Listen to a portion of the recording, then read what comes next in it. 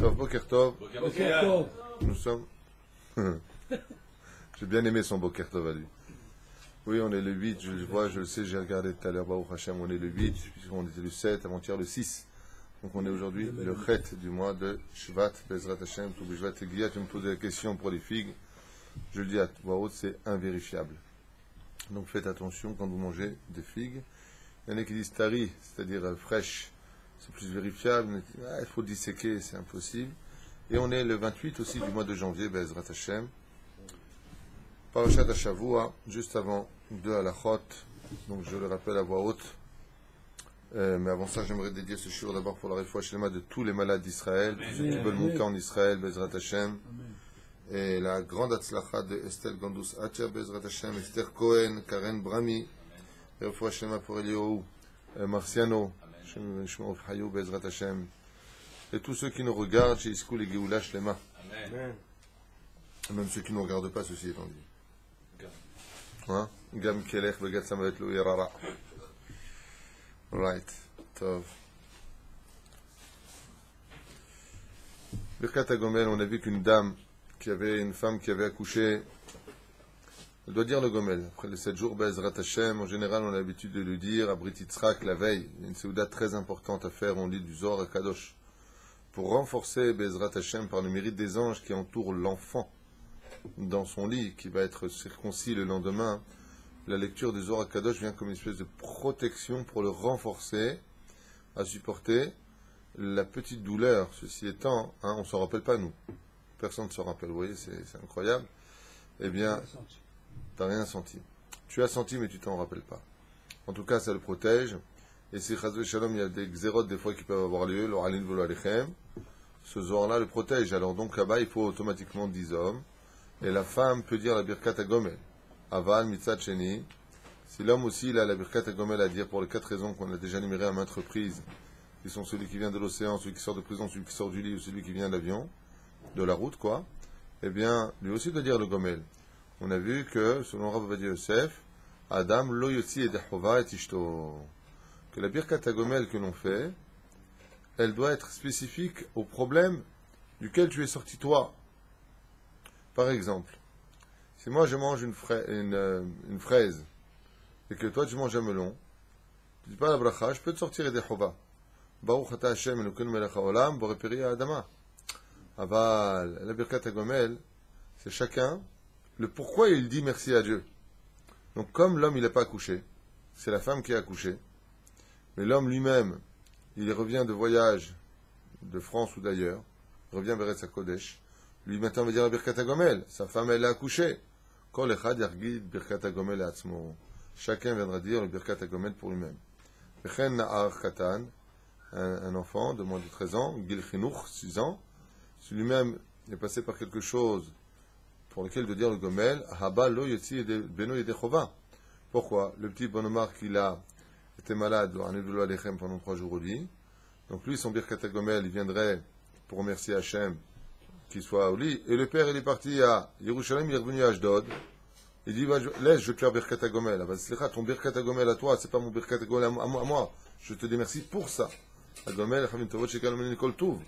Lachen, Kol Echad, Yevarech Le'atzmo, Zachi Tov. Et là, Imken, seulement.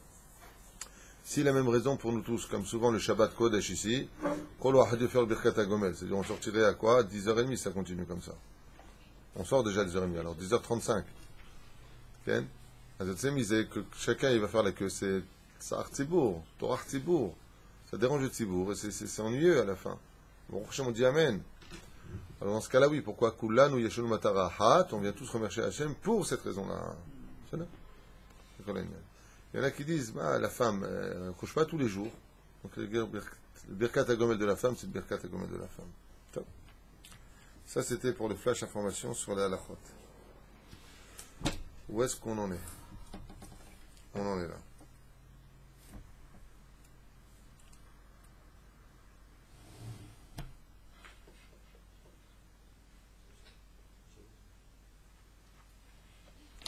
Par le fait de dérober ce qui ne nous appartient pas à autrui, l'individu finira par perdre, dit ici, Alé de Gneva, Mafsid et Adat, l'homme finira par perdre le savoir, la connaissance. C'est-à-dire que le fait de prendre quelque chose à autrui, l'ange de la Avera qui a été faite, il a le droit de te voler tes connaissances dans la spiritualité. Maod. Agnama Mezik Lainaim, le vol nuit aux yeux. Parce que c'est avec ces membres-là, au lieu d'étudier la Torah qui va sanctifier les membres, lui, qu'est-ce qu'il fait avec? Il vole. Donc, comme il vole avec ses yeux, c'est vrai que c'est dur d'être un voleur aveugle. Ok?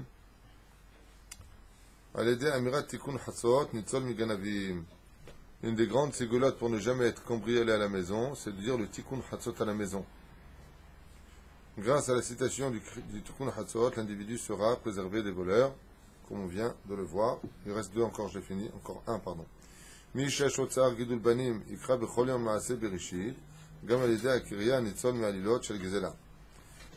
qui a du mal à faire grandir ses enfants, ils sont difficiles, ils sont durs, ils sont rebelles, il lira chaque jour le passage qui relate de la création du monde, de Bereshit jusqu'à Bara Elokim Laasot. Tous les jours il fait ça, et il obtient deux choses grâce à Tsegoula, dit Rabbi Nachman de Breslev. Petit 1, que ses enfants rentrent dans le chemin de la droiture par la force énergétique des mots que l'on prononce. Et la deuxième chose, ça évite aux voleurs de rentrer à la maison. C'est-à-dire que c'est quelque chose qui les repoussera, qui les feront réfléchir deux fois avant d'entrer. D'après, il faut qu'il fasse ça chez lui. Hein? D'après, il faut qu'il fasse ça chez lui. De quoi? La lecture de c'est le balabait, même s'il ne le fait pas chez lui, c'est le méchané. Aval Bevadaï que c'est très important de faire toujours des livrets Torah dans une maison, à table le soir. Comme vous le savez, une maison où il n'y a pas de livret Torah finira par être brûlée. Comme ça dit le Zohar. Kol Bayit Shen Bo Livret Torah, Sofo le Isaref. Toute maison où il n'y a pas de livret Torah, en fin de compte, finira par brûler. Donc, mieux vaut brûler de l'énergie. Pourquoi? Parce que la Torah est appelée feu, comme c'est marqué dans Maseret Betsa. Kafé Hamoud Bet, il y a marqué là-bas qui Eshdat Lamo. C'est marqué dans la Torah aussi, dans le livre de la fin de Devarim. Eshdat Lamo Perouj Adavar. C'est Eshdat Lamo, un peuple de feu pour une Torah de feu. Donc si tu ne mets pas une énergie de feu de Torah chez toi, comme c'est marqué à propos du mariage de Shulamit, la fille de Rabbi Akiva, quand elle s'est mariée, ils ont cru qu'il y avait le feu au mariage. Vous pensez qu'il y avait le feu? Pourquoi?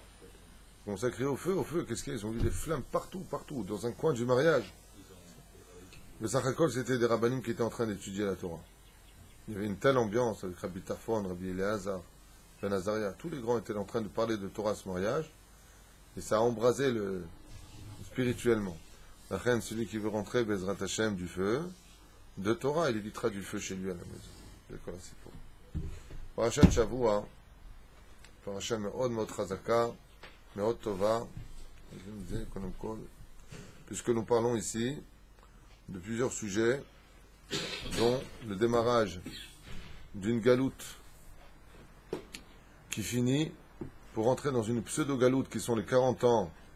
On tournera ainsi donc dans le désert, mais on a plusieurs événements.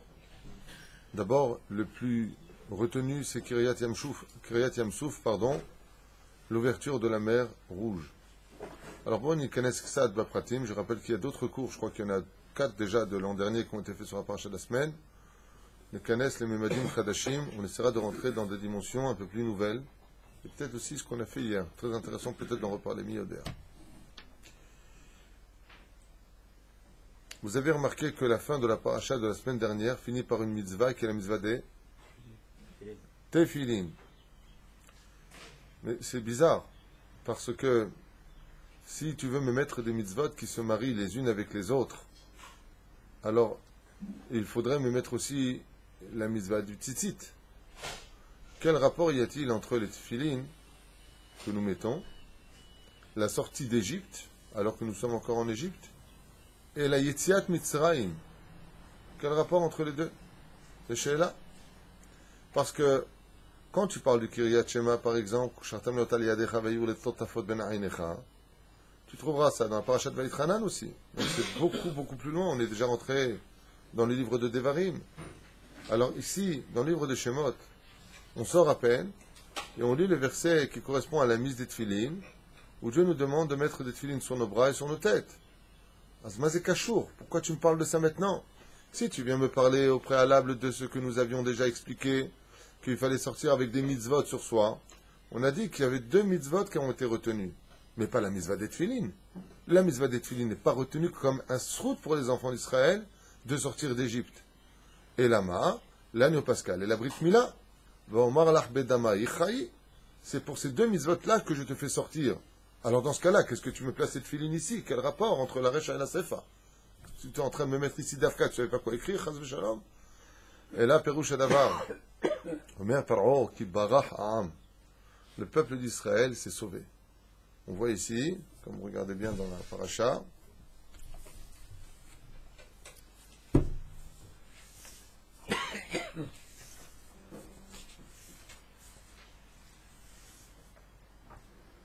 voilà. ויהי בשלח פרעה את העם, ולא נחם אלוהים דרך ארץ פלישתים כי קרוב הוא, כי אמר אלוקים פן ינחם העם בראותם מלחמה, ושבו מצרימה, de peur qu'il en vienne à avoir peur de la guerre. On expliquera ça tout de suite pourquoi dans ce premier verset. Et ensuite on nous dit, bizarrement, ויסעו מסוכות ויחנו ביתם, et là il nous dit, כי ברח העם, on a dit à Pharaon qu'ils se sont sauvés. Alors, bien sûr qu'ils se sont sauvés, mais c'est pas vrai, on s'est pas sauvé, on est sorti d'Égypte. Yetziat Mitzrayim, Yetziat Mitzrayim, Bechipazon, on est sorti précipitamment de l'Égypte. Mais quel a été le lapsus révélateur de Pharaon pour comprendre que les enfants d'Israël ne reviendront pas, que ce sont des gens libres? Et la Gemara nous dit, il y a 3 cas, plus exactement 4. C'était par la Mishnah, une personne qui des mitzvot shazman grama. Mitzvat haché shazman grama. La femme, les petits, le choté, celui qui n'a plus de date, celui qui ne sait pas pourquoi il ferait les mitzvot, et le... Celui qui est en Non, pas du tout. Non, celui qui est en deuil fait toutes les mitzvot. Celui qui est onen, ça n'a rien à voir. Il ne faut pas un concours ici à savoir dans quel... cas. Bekitsour, le principal et plus connu des 3, là que je viens de citer, il y en a un qui est encore plus connu. Non. Asima, il ne met pas les tefilines, Asuma, il ne met pas. Top, on n'a pas le temps. Le Eved. Eved, Kipchuto. Non, Eved, pas trop museau, c'est comme une femme. Eved, c'est comme une femme. Maintenant, la Torah vient nous dire, à la fin de la paracha de la semaine, vous allez maintenant faire une mitzvah. Laquelle? La mitzvah qui représente dans le judaïsme, c'est bien, le shichrur, c'est-à-dire le hérut. La mitzvah qui représente par excellence la libération, c'est la mise des tefilines. Quand tu mets les tefilines le matin, tu montres par là que Akadosh Baruch Hu Ishtabach Shemo La'ad, il fait partie de ta priorité. Regardez comment le dit le texte. Kol Peterechem Hamor Tivde. Kol Bechor. Tous les Bechorim, tu me les donnes, il dit Hachem. Et de quoi parle le texte? De la mise des tefilines. Ma Perouche Davar Bechor. Qu'est-ce que ça veut dire le mot Bechor? L'aîné. Perouche Davar. La chose vient expliquer que la première chose que tu feras le matin, tu dois me le donner. Et c'est quoi la première mitzvah qu'on donne à Dieu le matin? La mitzvah des tefilines. Et Tilat Sedaim, c'est des Rabbanan. Mais c'est la mitzvah des tefilines. Donc, la première des choses, vous avez compris pourquoi le matin on te dit Kol Peter Hamor Tivde? Ouais, pourquoi on te le demande? Pourquoi on te parle des tefilines? Parce qu'on veut te faire comprendre que la première mitzvah que du matin que tu peux avoir, tu peux le donner à qui? À Hachem. Mais à Eved, un esclave, lui, quand il se lève le matin, la première des choses qu'il doit apporter, c'est quoi? Le petit café à son patron. Il s'appelle Adon, Perouche Davar, qu'il est Eved. Et un Eved, il savait Pharaon. Il a dit, pourquoi Dieu leur a demandé de mettre les tefilines? À récéder Avadim. Avadim, Patour, Mimizvat, Tassé, Shazman, Grama, Kemonashim. Une femme aussi, elle pourrait mettre dans les tefilines, dans l'absolu, si elle était Nekia, par exemple, comme Michal, comme Rouria. Avalama, Nashim, Lonaagou. Mimizvat, Shazman, Grama. Parce que la femme, d'abord, doit, dans sa kedusha à elle, s'occuper d'abord de sa maison, de ses enfants, de son mari. Ezer Kenegdo, elle est venue pour lui. Elle n'est pas venue pour faire cette élim à elle. Elle les fera, si elle peut, Bezrat Hashem. Parce que la prière de la femme est très très élevée et très importante.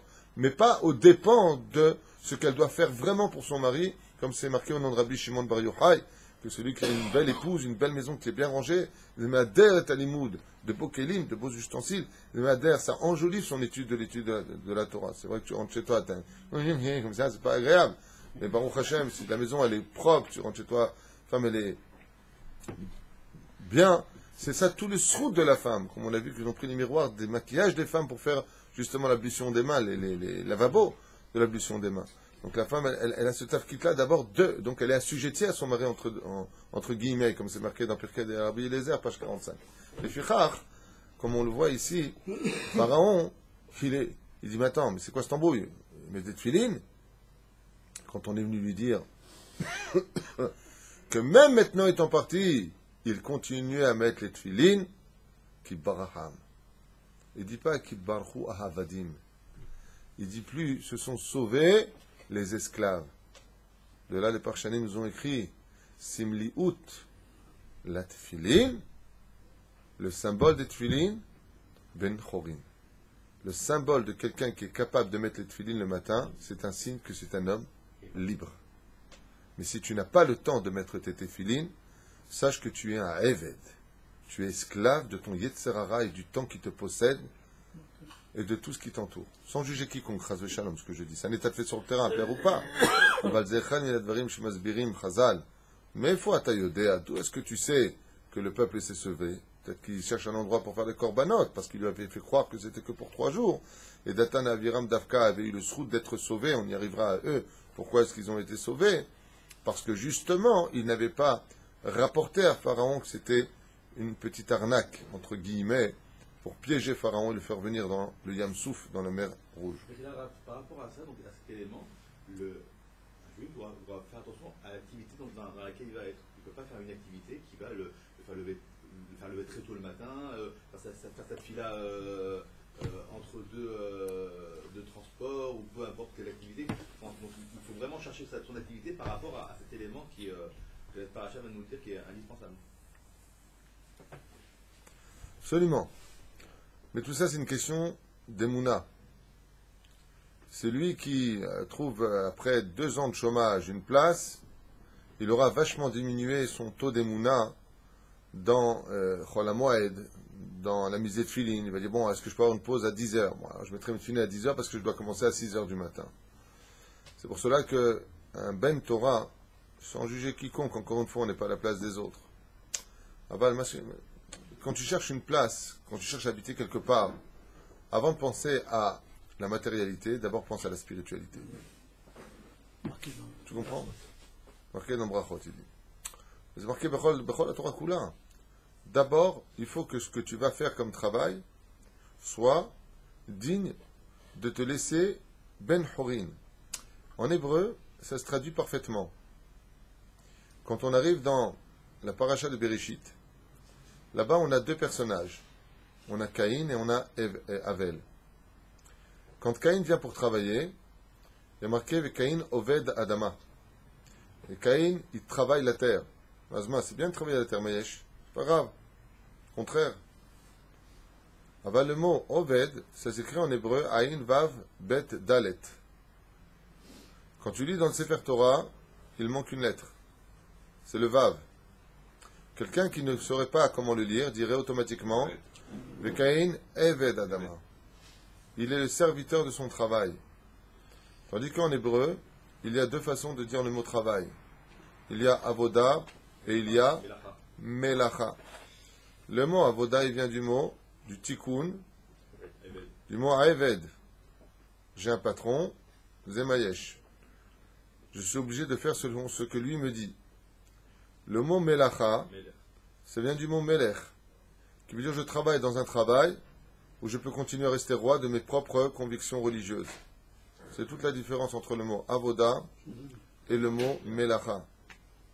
Donc ici, on est sorti du domaine de avoda, avadim ainu lefaro bemitzrahim, pour devenir des gens qui allons accomplir des melachot. D'accord? Par exemple, si je peux me permettre, quand on parle des 39 travaux du Shabbat dans la Gemara, c'est marqué la metet melachot. C'est pas marqué avodot. Et la melachot, ça vient du mot melech. Je m'octroie le temps, je me donne le srout Je dirige ma vie. Je décide de ne pas prendre la voiture Shabbat.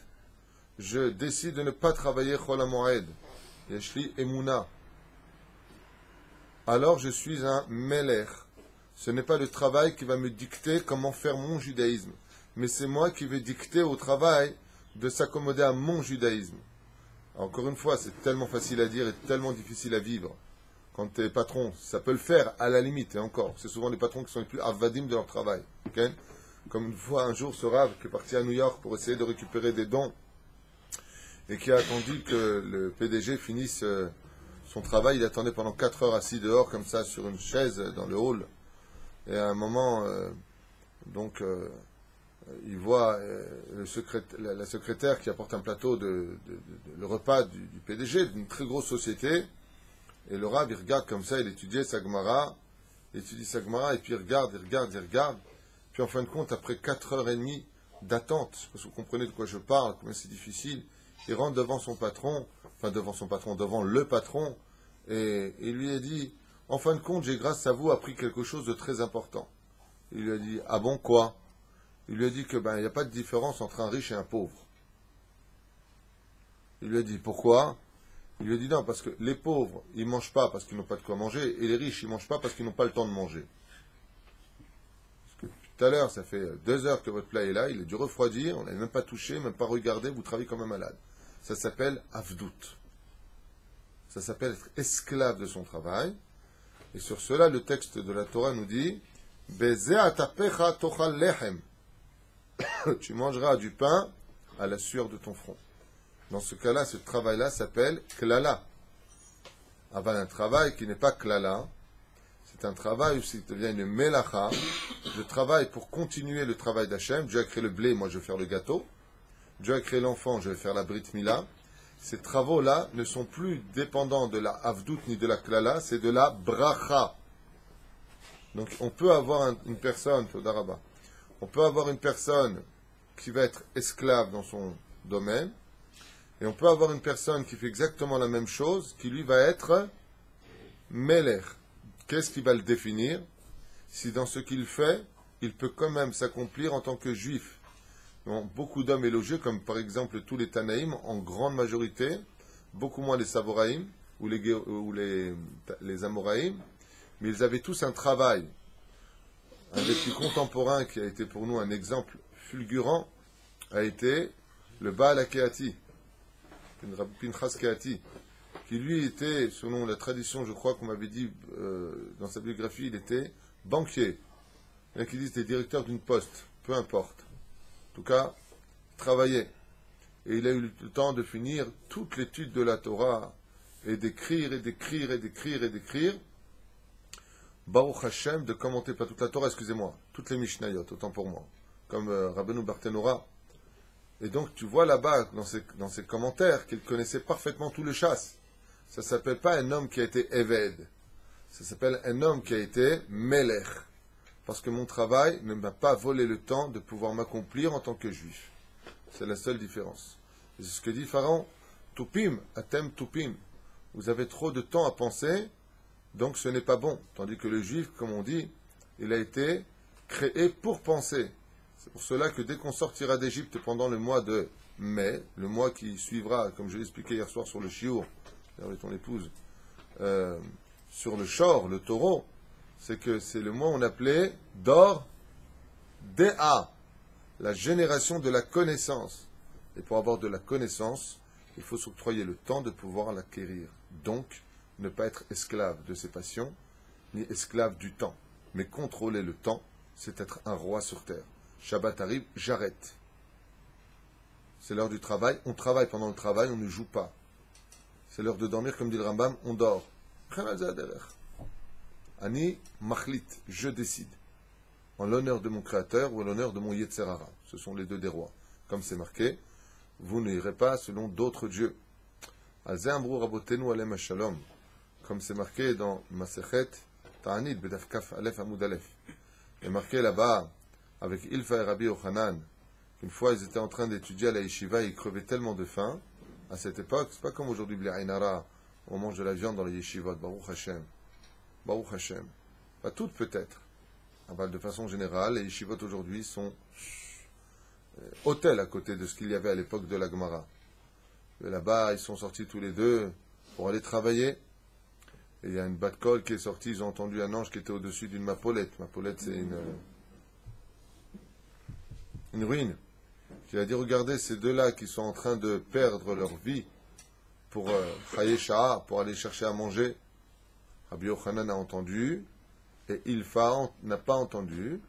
Ilfa est parti travailler, Rabbi Yochanan est reparti étudier à la yeshiva, il est devenu Rabbi Yochanan à Yerushalmi. Rabbi Yochanan, quand est venu Ilfa, il a dit, c'est pas juste.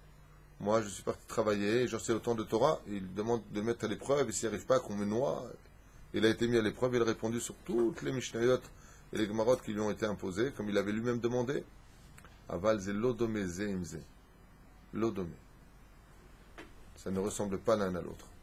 C'est pour ça qu'on voit que Rabbi Yochanan, qui est devenu le maître de la Torah, étant donné qu'il a fait de son travail l'étude de la Torah, c'est-à-dire qu'il étudiait toute la journée la Torah, il y a un troisième moussa qui existe dans le travail de l'homme qui s'appelle, petit 1, on a dit Avoda, petit 2, Melacha, et petit 3, Umanut, artiste.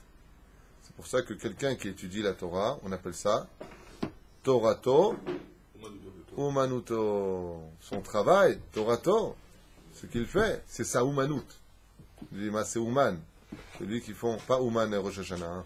Maase Uman veut dire, non, parce que tout de suite, ah ouais, il est dit Uman.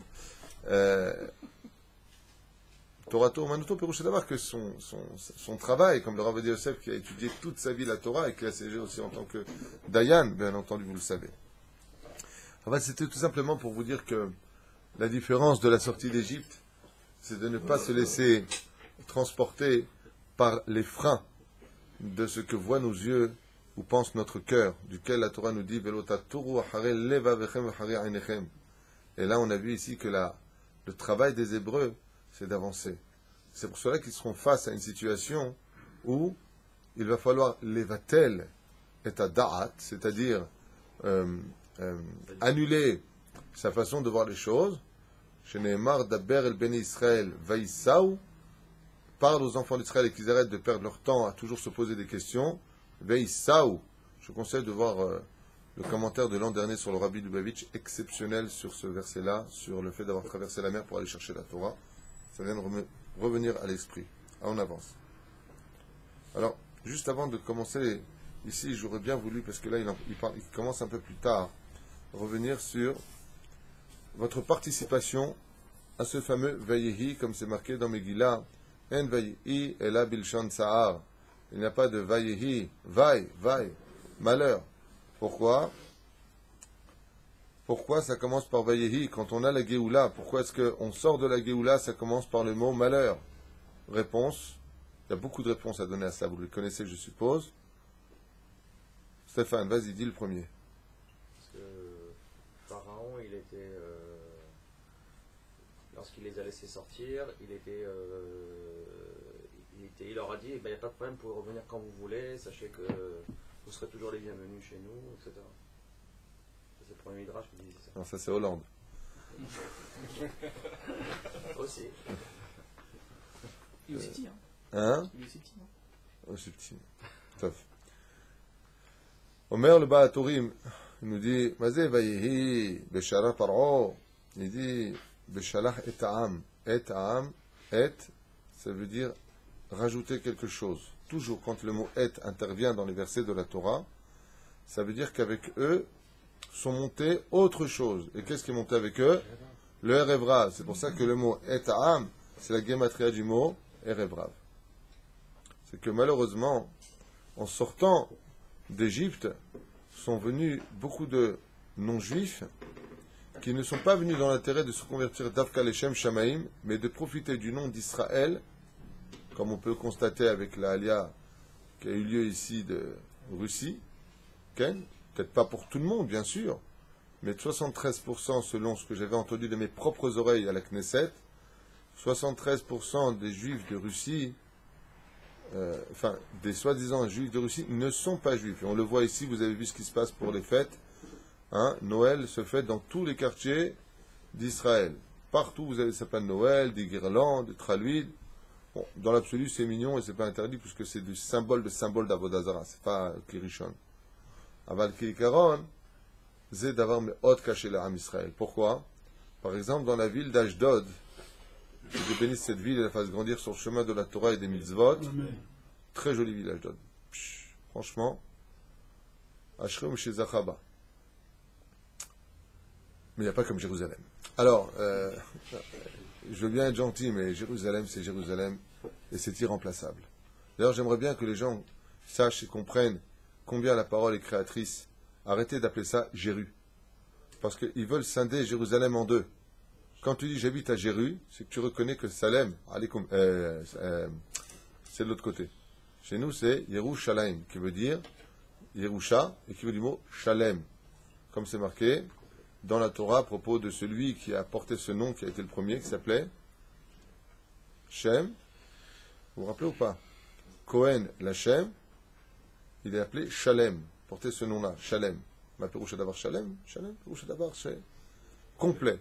Yerushalem doit être complète. Capitale du peuple d'Israël, achetée par le roi David. Pour ceux qui ne connaissent pas l'histoire, pour combien? Mea Kesita. Voyez vous sim. Donc Baruch Hashem, c'est marrant, on l'a acheté, on l'a conquis, lequel? On a tout fait, et c'est pas à nous encore. La mauvaise foi n'attend pas de réponse.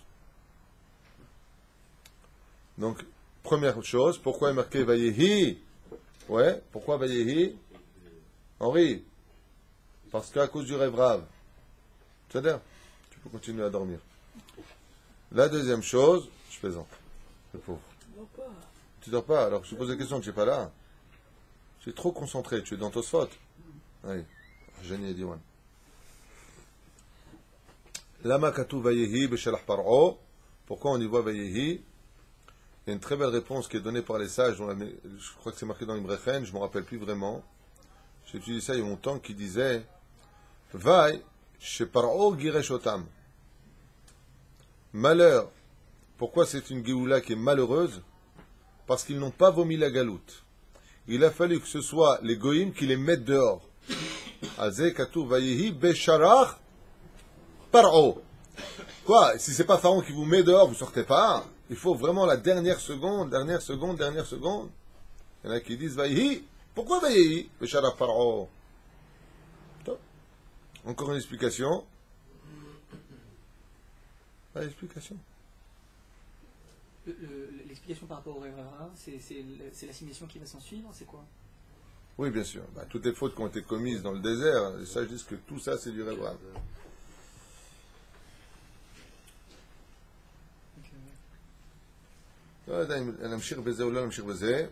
En tout cas, il dit ici Vayehi beshara paro et ta'am velon naham elokim derech eretz plishtim ki karov u. Alors, il y a aussi une autre explication qui se trouve dans le Sefer Soda Hashmal, qui elle dit par contre, pourquoi est marqué Vayehi? Parce que il arrive que des fois, pour monter en Eretz Israël, les gens ne voient pas le mot Vayehi, ne voient pas, le mot Veaya, et là le mot Vayehi. Où est-ce qu'on voit dans la Torah que quand on monte en Israël, c'est toujours Veaya? Veaya, Kitavo, elle arrête. La paracha de Kitavo vient te dire Veaya, Kitavo. Et là, il y a marqué Vayehi. La Torah vient nous dire pourquoi dans le texte il y a marqué Vayehi. Ça veut dire, et il fut, mais dans le mauvais côté, parce qu'il dit Velo Naham Elokim derech eretz Pilishtim. Parce que pour sortir d'Égypte et arriver en Israël, c'était l'histoire d'une petite semaine, même pas, 4-5 jours. Et on pouvait directement y arriver. Seulement, il dit ici, derech eretz Pilishtim ki karov u, parce qu'il est proche.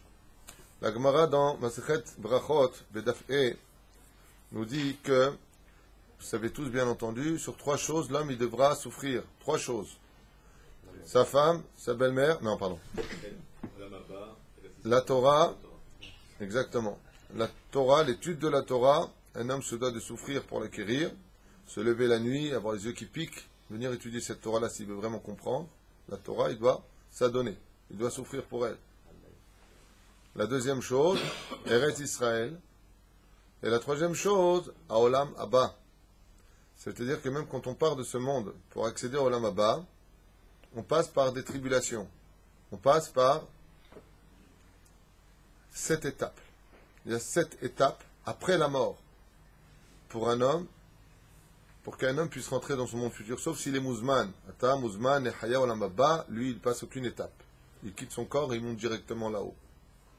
Aval, une personne standard, juive, normale, ou des 7 lois noachides des nations du monde, pour rejoindre sa place, il va falloir qu'elle passe par 7 shlavim qui sont marqués dans beaucoup de livres comme Shomer Emunim, Chesed Abraham, Minchat Yehuda, ou la Gemara aussi en parle, de ces 7 shlavim, ces 7 paliers qui sont très difficiles à étudier, je vous l'avoue.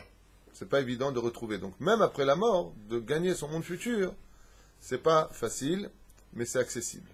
Et c'est le but.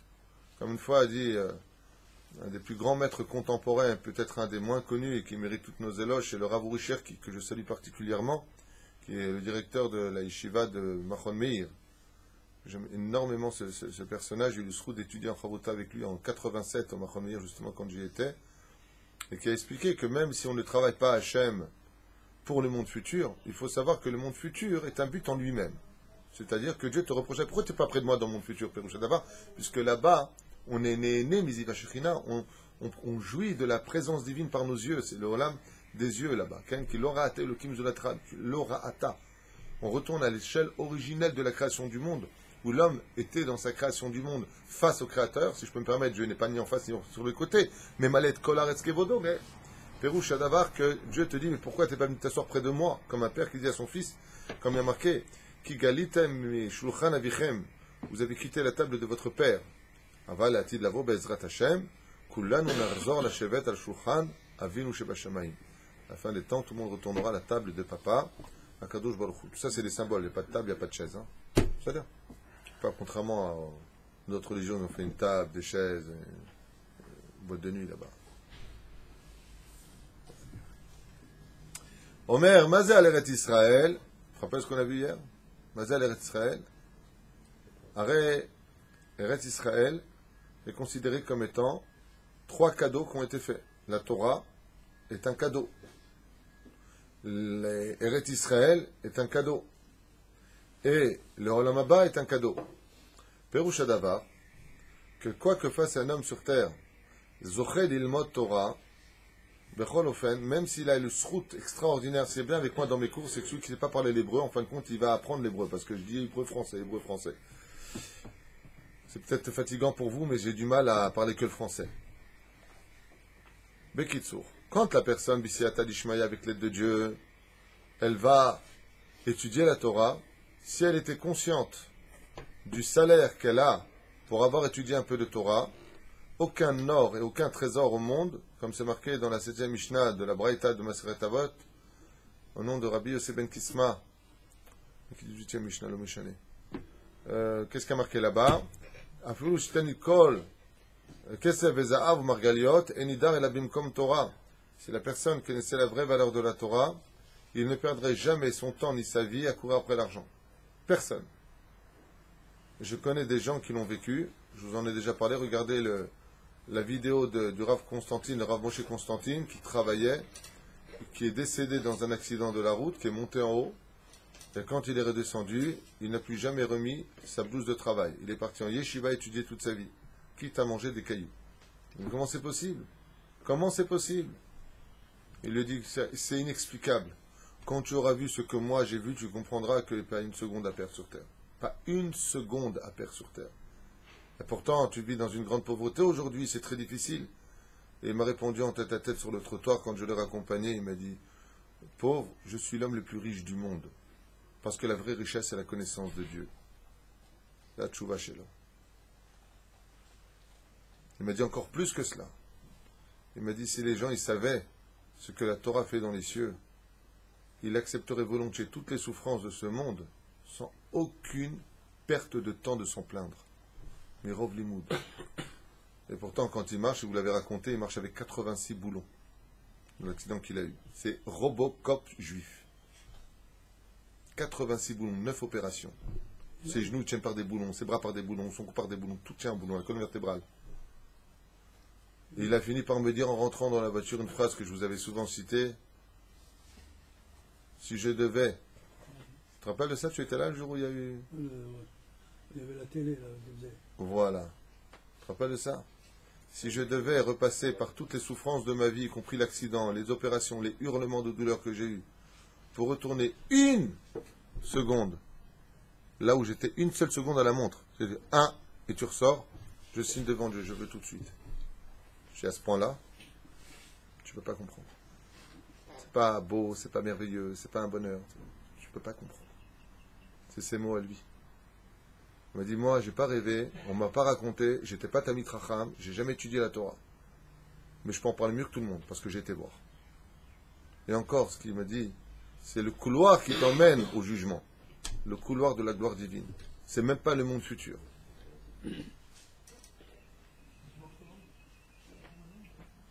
J'ai ouvert la porte et je lui ai dit, à ce point-là, encore, je veux en plus de renseignement.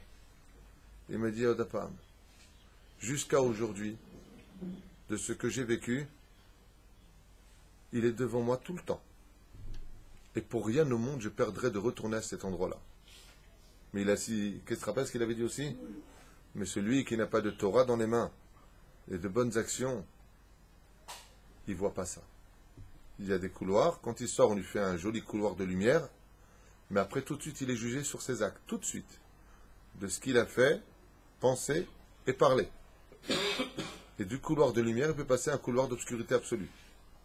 Et il m'a dit, Rabbi David, moi j'ai vu de mes yeux, si tu viens pas avec les mains, d'ailleurs il le dit dans la vidéo, vous pouvez voir cette vidéo, Rabotai, si dans vos mains vous n'avez pas de la Torah et des Gemilut Chasadim, vous n'aurez rien. C'est l'étude de la Torah qui compte le plus au monde. C'est ce qu'on est parti chercher. Là où je ne comprends pas quelque chose, je vous dis la vérité en revenant un petit peu sur le texte de la Torah, c'est que pas une seule fois on nous dit qu'on sort pour aller chercher la Torah. Le but de la sortie de la galoute, dans toute la Torah, c'est que pour une chose. Je sais pas, si tu m'avais dit par exemple, Etzu Bene Israël, les Kabbalat à Torah, c'est marqué, on le voit dans la Parashat Yitro qui vont aller chercher cette Torah-là. Mais on va chercher comme si on allait dire un dossier, bizarrement. Vous avez remarqué? Mais c'est quoi le but de la sortie d'Égypte? D'ailleurs, je peux vous le lire. Derech Eretz Pilishtim Kikarov Ou. Donc, ils auront peur de la guerre là-bas, mais c'est d'aller en Eretz Israël. Rejoindre Hachem sur la terre d'Eretz Israël. Et on passe prendre le dossier qui est l'étude de la Torah, qui est l'âme de l'étui. L'étui, c'est Eretz Israël. L'âme d'Eretz Israël, c'est la Torah que tu y étudies, que tu y vis. Je t'abarre chez Molad. Donc on revient à ce que nous disions.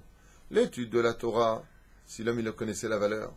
Le monde futur, c'est même pas la peine d'en parler parce que les sages nous ont dit il n'existe pas de mots pour en parler sur Terre. Ça n'a pas été créé. C'est pour ça que dans le monde futur, c'est que de la pensée. C'est télépathique. Imaginez que vous voyez quelque chose de tellement beau que vous ne pouvez pas en parler. L'effet impulse, ménicologie. Ouais. Regarde, il n'y a rien à dire. Un peu, des fois, comme celui qui est parti à Ouman. C'est comment Ouman? Vas-y. Je trouve pas les mots. Je trouve pas les mots. Zaïnian. Aval Eretz Israël, Niknet Beisourin. En Eretz Israël, on passe de l'état d'ange à l'état d'homme. En Galout, le peuple d'Israël est comparé à des anges. En Eretz Israël, il est comparé à des hommes. Alors Eretz Israël, Niknet Beisourin. Et là, on nous dit, Vayihi Beshalach Paro et Ta'am. Quand il nous a envoyé, le texte de la Torah vient nous dire pourquoi ça commence bien par Vayihi. Parce qu'il n'a pas pu rentrer directement en Eretz Israël. Et le Soda Hashmal, il dit tout simplement parce que, comme Israël s'achète par la souffrance et le doute et la remise en question et la renaissance de l'homme, que toutes tes valeurs, tout ce que tu as construit, en fin de compte, se redétruit un petit peu comme Rabbi Zera, qui en revenant en Eretz HaKodesh, Baruch Hashem, de Babylonie en Eretz Israël, il a dû jeûner pendant 100 jours pour se restructurer une vie en Eretz Israël, une Torah d'Eretz Israël, une notion d'Eretz Israël, vivre la terre d'Israël. Eh bien, le peuple d'Israël n'aurait pas pu, après les souffrances endurées en Égypte, supporter d'un coup, s'il était directement entré en Eretz Israël, les souffrances qui s'adaptent à ce merveilleux cadeau qui est Eretz Israël. Et là, on ne comprend pas. Après ce qu'on a lu, il pose lui-même la question dans le Soda Hashmal. Il dit, Vechen, c'est un cadeau, quelque chose que tu souffres pour l'avoir. Et il répond, si Dieu te l'avait donné sans souffrance, tu n'aurais pas compris la valeur de ce que voulait dire cette terre. Un petit peu comme j'ai rencontré un couple un jour dont les parents de la fille ne voulaient absolument pas, mais absolument pas, d'ailleurs il y en a eu d'autres dans l'histoire, comme Rabbi Akiva, où le père de Rachel, Bat Kalba Savoua, ne voulait pas de Rabbi Akiva. Arrache-toi là, t'es pas de ma bande, t'es un Amaret, je veux pas de toi. Combien ils ont souffert, ils ont vécu dans une pauvreté, dans une hutte en paille, nous racontent les sages. Et elle, l'obitra alav. Rabbi Akiva, c'était un cadeau, vous aimeriez avoir Rabbi Akiva comme gendre? Oui ou non? C'est évident. Vous aimeriez avoir Rachel Bat Kalba Savoua comme belle-fille? Qui ne rêverait pas d'une telle tzadékette? Pour se retrouver tous les deux, qu'est-ce qu'ils ont souffert? Combien le roi David, pour trouver son zivoug, depuis Maaseh Bereshit, comme Bathsheba qui lui donnera le roi Salomon, qui construira le temple d'Israël, combien on lui a remis en question ce couple, combien on l'a accusé, combien... Est-ce que c'était un cadeau d'avoir Bathsheba pour femme? Oui. Tous les vrais cadeaux de ce monde ne s'acquièrent que parce qu'il y a un bien à l'intérieur qui est tellement grand que même ce cadeau-là, malgré tout, il faut que tu le mérites. Regardez un père avec son fils. Un père qui veut hériter son fils de sa fortune. Vous verrez que même en tant que père, si son fils est fainéant, il ne lui donnera pas comme un cadeau, mais comme une fatalité. Mais si son fils est méritant, il voit que c'est un bosseur, il voit que, alors il lui donne vraiment un cadeau. Tu mérites ce cadeau. Parce que même les cadeaux se méritent. Tu viens à la maison, ouais, le mec il te fait une enveloppe. Pourquoi tu fais une enveloppe? Je comprends pas, pourquoi tu fais une enveloppe? Il n'y a pas de raison. Tu vas à un mariage, tu vas à une bar mitzvah, tu vas à une brit mila, tu fais une enveloppe. Lama, parce qu'il mérite ce cadeau. Les cadeaux dans le judaïsme, quand ils atteignent des degrés incommensurables, comme le Shabbat Kodesh, le Shabbat Kodesh va te coûter des, entre guillemets, pour ceux qui veulent l'entendre comme ça, des privations. Alors c'est le jour le plus libre de la semaine, c'est le Shabbat. Je m'occupe enfin de moi, de mon âme. Je m'assois et j'étudie. Ok? Bidou KF. Les gens comprennent rien, ils comprennent tout le contraire des Tsarenu Arav, pour ceux qui sont encore pris dans la clipa de la galoute. Et Fichar Bisiata d'Ishmaya, Eret Israël, il dit, Nachem Elokim, je ne les ferai pas passer, derech Eretz Plishtim qui Karov ou, on avait vu que c'était les lettres du mot, tu te rappelles? Bor, Kouf. Bor dans la Kabbale, ça veut dire le mal. C'est que quand tu viens pour entrer en Eretz Israël, il y a un petit coup comme ça qui t'est donné sur l'épaule, aïe! Ah, j'ai entendu tout ce que l'on dit, hein, qu'on se comprenne bien. C'est pas comme ici. Beretz HaKodesh, Baruch Hashem, où tu as l'aéroport le plus beau du monde, avec une voiture qui t'attend, 45 000 shekels déjà qui t'attendent aussi, à l'aéroport, quand tu es au Lechadash. Non, on ne parle pas de tout ça. Non, il n'y avait pas ça. On ne parle pas de ta famille qui est déjà installée, avec les beaux hôtels, avec Baruch Hashem des structures, des routes, des industries, une armée, une police, Baruch Hashem. Non, il n'y avait pas tout ça. Je vous lis le texte de la Torah quand même, parce que c'est pas tout à fait la même chose, hein, si je peux me permettre. Il a été corrigé. Plishtim ki karu va'anacham bir'otam milchama ve'shavu va'yasev el-kib derecham v'alu moshim. Pourquoi qu'est-ce qu'il y avait là-bas? Akenaani, Achiti, Amori, Va'perezi. Il y avait 31 rois qui étaient installés. Imaginez que aujourd'hui nous demanderions de faire la Aliyah, alors que tout Eretz Israël est rempli, Chaz v'chalila v'chas v'tarpel à Satan, il est rempli que de rebeux. Il n'y a que ça, que ça, que ça. Il n'y a pas un seul juif, et on nous dit, faites aller en Israël. Et comment ils vivent? Dans des tentes. Et toi maintenant, tu es dans ton petit pavillon, et on te dit, monte en Israël. C'est sûr que là, c'est pas le moment de monter. Comme quelqu'un de très mignon, mais apparemment pas très instruit, qui me disait au téléphone, mais le Gaon de Vilna n'est pas monté. Mais c'était pas le moment de monter. C'était encore la galoute, il y a encore des nids de sot à ramasser. Il n'y avait pas d'Eretz Israël, il n'y avait pas de retour à Israël, il y avait des gens qui venaient, mais il n'y a pas eu de signal qu'on appelait la première Aliyah, la deuxième Aliyah, à l'époque de Herzl, 1917 où il partit. Ne compare pas l'incomparable. Aujourd'hui, Eretz Israël, ce pays est plus structuré, plus moderne et plus efficace que tous les pays du monde. Donc, quand on vient dire, mais eux ne sont pas montés, c'est parce que c'était pas le moment. La preuve en est, viens en Israël, il n'y a que des rabbins. Baruch Hashem. Il y en a qui vont te dire, il y a des miel. Vois ce que tu as envie de voir. Moi, ce que je sais, c'est que là où il y a du miel, il y a des... Hier, j'ai dit ça aux femmes, ils m'ont dit, il y a des abeilles. Il y a des mouches. Ah oui, c'est... Non, jeudi, pour répondre, il y a aussi des ours. Hein, là où il y a du miel, là où il y a de la Torah, tu as automatiquement des mouches. C'est la Sitra Hara qui vient là-bas. Alors justement, il faut se réunir Be'ezrat Hashem pour enlever cela. Kinicham Ha'am. La Kadosh Baruch Hu, il a les boules. Il y en a qui disent pourquoi Béhémet ne sont pas allés là-bas? Kinicham Ha'am. Parce qu'il y en avait de la tribu de Ephraïm qui s'était sauvée avant l'heure. Avant l'heure. Et comme ils s'étaient sauvés avant l'heure, ils ont été décimés. Alors que tu vois, faut attendre ma chère avant de venir. Mais non! Andouille, tu comprends rien à ce point-là dans ton étude. Tito Oriri, Miafar Koumi, Shir Dabberik, ils sont sortis de Galoute parce qu'ils ont oublié les ossements de Yosef.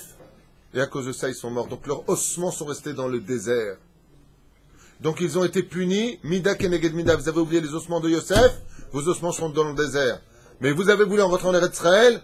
Attendez, Yecheskel, il va vous ressusciter. Vous oubliez la suite du Midrash. C'est les rabbanim, des grands habits de Chachem, j'ai rien contre eux, Chaz de Shalom. Ils te disent, voilà, il y en a qui ont voulu partir avant l'heure, ils sont tous morts. Mais arrête de te servir de tes psukim comme tu veux. C'est pas ce qui a marqué, puis va jusqu'au bout du verset.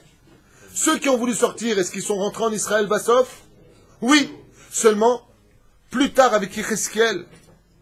Mais pourquoi alors ils ont été punis et décimés par les autres? Parce qu'ils ont oublié que le tnaï de sortir d'Égypte, c'était de prendre les ossements de Yosef. L'opahod et le yoter.